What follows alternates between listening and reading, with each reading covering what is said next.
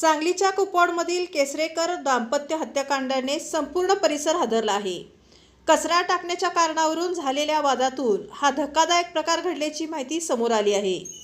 या हल्ल्यात मनीषा मोहन केसरेकर यांचा मृत्यू झाला, तर गंभीर जखमी झालेले त्यांचे पती मोहन नागाप्पा केसरेकर यांचाही उपचारादरम्यान मृत्यू झाला। या प्रकरणात फरीद अब्दुल शेख याला पोलिसांनी अटक केली आहे।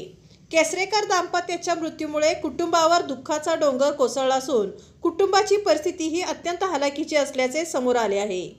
या घटनेची गंभीर दखल घेत आमदार सुधीरदादा गाडगीळ आणि सांगलीचे पालकमंत्री चंद्रकांत पाटील यांनी पुढाकार घेत पीडित कुटुंबाला मदत करण्याचा निर्णय घेतला आहे। या निर्णयामुळे संकटात सापडलेल्या केसरेकर कुटुंबाला मोठा आधार मिळणार आहे।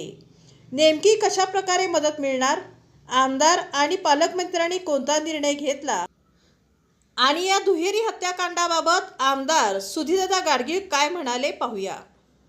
मागील आठवड्यामध्ये कुपवाड येथील श्यामनगरमधील केसरेकर दाम्पत्यावर एक भ्याड आणि दुर्दैवी हल्ला झाला। त्या हल्ल्यामध्ये त्या पत्नीचा दुर्दैवी मृत्यू झाला आणि आज सकाळी त्या पत्नीचाही दुर्दैवी मृत्यू झाला। या मृत्यू झाल्यानंतर त्याच्यावर केस फाईल झाली आहे, त्या दराला अटकही झालेली आहे, परंतु त्याला फास्ट ट्रॅक कोर्टामध्ये त्याची केस चालवून त्याला फाशी शिक्षा मिळावीच यासाठी मी प्रयत्न करणार आहे। यासंबंधी मी आदरणीय देवेंद्रजींना बोलून ही केस फास्ट ट्रॅक कोर्टामध्ये घ्यायला लावली।